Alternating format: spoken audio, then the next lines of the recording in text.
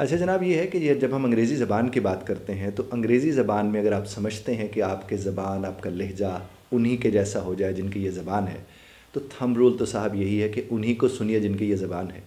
آپ دیکھیے، آپ جب پنجابی زبان بولتے ہیں تو آپ کے ارد گرد جس طرز کی پنجابی بولی جا رہی ہوتی ہے، اب اسی کے حساب سے آپ کی زبان متاثر ہوتی ہے۔ بلکہ آپ کو لاہور ہمارے میں ایک جگہ ایسا ایک علاقہ ہے جہاں پر رے کو رے اور رے کو رے بولا جاتا ہے۔ تو ان کے یہاں اگر آپ جائیں گے تو وہ ایک بڑا مشہور مقولہ بھی ہے، وہ جو کھڑک سنگھ کے کھڑکنے سے کھڑکتی ہیں کھڑکیاں، تو ان کے ساتھ جا کر سنیں گے تو وہ کہتے ہیں کھڑک سنگھ کے کھڑکنے سے کھڑکتی ہیں کھڑکیاں۔ اس کا مطلب یہ ہے کہ یہ نہیں کہ ان کے اڑا کا ساؤنڈ نہیں ہے، وہ رے کو بطور رے کرتے ہیں استعمال اور رے کو بطور رے استعمال کرتے ہیں۔ تو ان کے ارد گرد جو بچے ہیں وہ اسی طرز کی پنجابی بولتے ہیں، اسی طرز کی وہ اردو زبان میں رے اور رے کو استعمال کرتے ہیں۔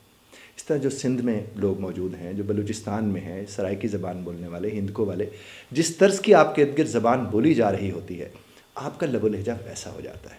اور انگریزی زبان کے حوالے سے جب آپ کہتے ہیں کہ آپ کا لب و لہجہ ویسا ہو، تو صاحب وہ مجھے سن کر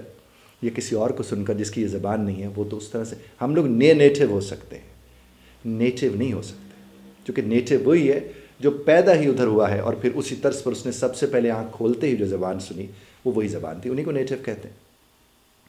اب آپ انگریزی زبان میں جس طرح میں نے آپ کو بتایا تھا کہ جو ٹھ کا ساؤنڈ ہے، ٹھ، اور میں اس کو مثال آپ کو دیتا ہوں کہ ٹھوکر گیا تو اسے ٹوٹل سے پیٹرول لینا چاہیے، اگر وہ ٹھوکر گیا تو اسے ٹوٹل سے پیٹرول نہیں لینا چاہیے۔ اسی طرح سے اگر کوئی کہتا ہے میں کھوکھر تو کہہ سکتا ہوں لیکن ادھر میں کہوں گا کیٹ، تو اسے تو صاحب ہم کہہ سکتے ہیں نا کہ آپ اسے کھیٹ کہیے، لیکن یہ اسی حد تک کہ جو چھہارا ہے، یہ جو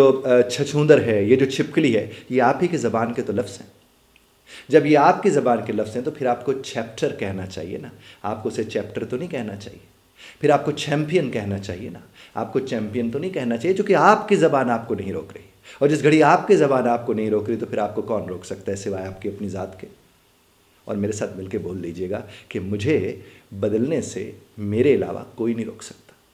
آپ کو بدلنے سے صاحب آپ کے علاوہ کوئی نہیں روک سکتا ہے۔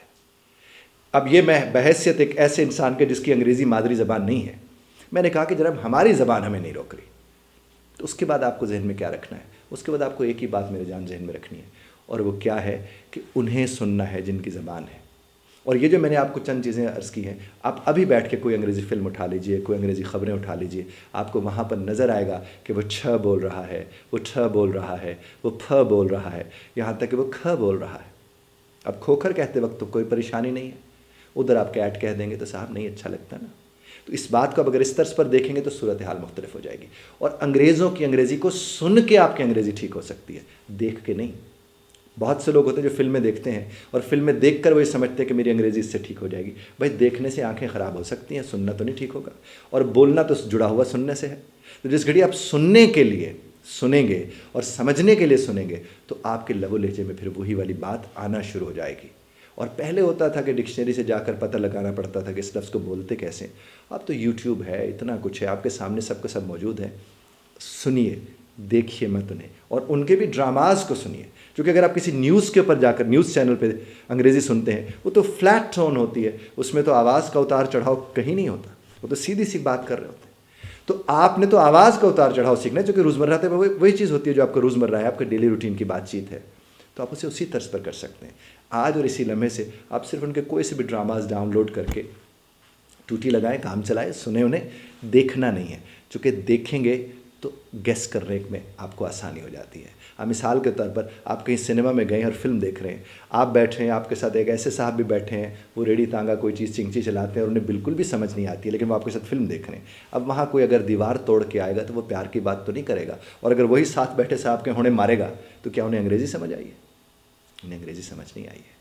انہیں ویژولائز، جو ویژن اس کے سامنے ویژول تھا، اس سے انہوں نے اندازہ لگا کے گیس کر لیا، لیکن جو سن رہا ہے وہ تو صاحب وہی لفظ اتار کے وہیں سے لے آئے گا۔ تو لہٰذا سن کے آپ اپنی انگریزی کا لب و لہجہ یعنی ایکسنٹ یعنی پروننسیشن کو درست کر سکتے ہیں۔ امید ہے میری بات آپ تک پہنچی ہوگی۔ اختلاف رائے کا حق آپ محفوظ رکھتے ہیں، بذرت طرز اختلاف رائے کا خیال رکھیے گا۔